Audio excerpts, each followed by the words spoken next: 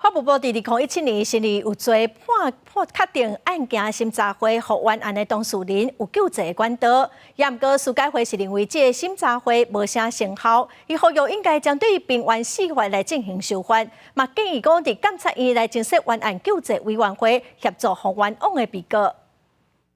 平反需要调查权。平反需要调查权。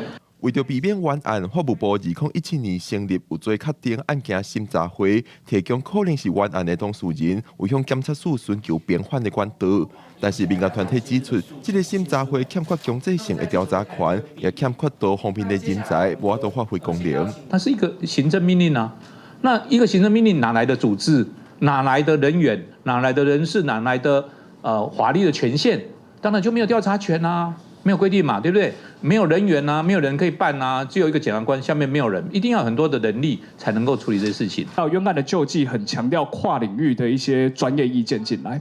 民团统计有做确定案件审查会制度为2017年成立到达，51个案件只有3件真正提出再审，只有其中一案成功互人确定无罪。民团这期成效歹。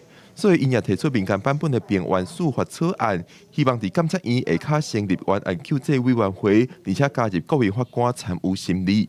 它要一个独立性，那成员是谁？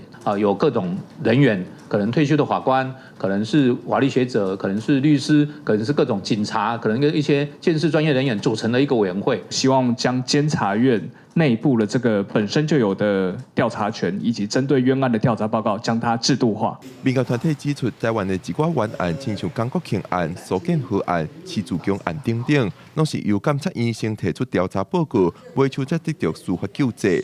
民团希望修法，伫监察院下骹成立冤案救济委员会，安尼生做也当加强监察院调查报告的法律效力，也当解决冤案找无救济管道的状况。